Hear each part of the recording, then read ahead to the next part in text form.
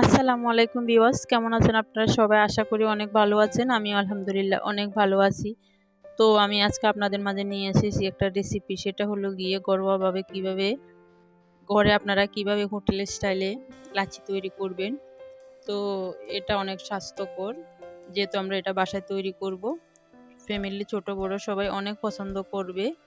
তো আপনারা এই গরমে এটা ট্রাই করতে পারেন, আপনাদের অনেক ভালো লাগবে।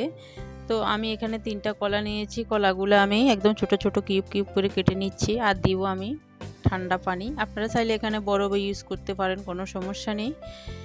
তো আমি এখানে ঠান্ডা পানি ইউজ করতেছি। পরিমাণ মতো ঠান্ডা পানি দিতে হবে, যেহেতু এখানে কলা আছে, পানি একটু বেশি অ্যাড করতে হবে।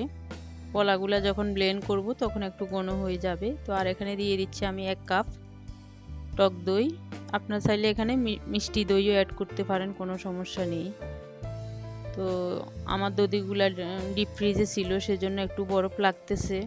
তো আপনারা এটা এই যে নর্মাল দিলেও পারেন, ঠান্ডা পানি যেহেতু আছে, রুম টেম্পারেচারের দধিও দিতে পারেন, কোনো সমস্যা নেই।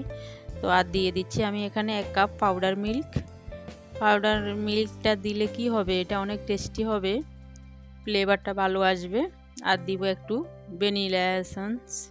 তো এটা আপনারা যদি চান দিতে পারেন, না চাইলে এটা বাদও দিতে পারেন, কোনো সমস্যা নেই। আর এখানে আপনারা আইসক্রিমও অ্যাড করতে পারেন, তাহলে আরও অনেক টেস্ট হবে।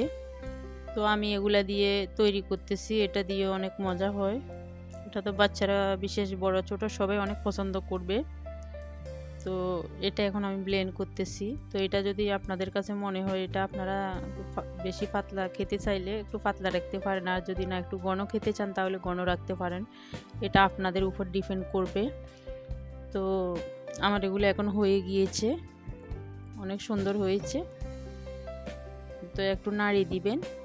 তো আর আপনাদের কাছে আমার একটা অনুরোধ থাকবে, সবাই যারা এখনও আমার চ্যানেলটাকে সাবস্ক্রাইব করেন নাই, যারা করেছেন তাদেরকে জানাই অসংখ্য ধন্যবাদ। যারা করেন নাই প্লিজ সাবস্ক্রাইব করে দিবেন, আর বেল আইকনটি অন করে রাখবেন। আমি যখন ভিডিও আপলোড করব তখন আপনারা সবার আগে আমার ভিডিওগুলোর নোটিফিকেশন পেয়ে যাবেন। তো আমার ভিডিওগুলো দেখতে পারবেন।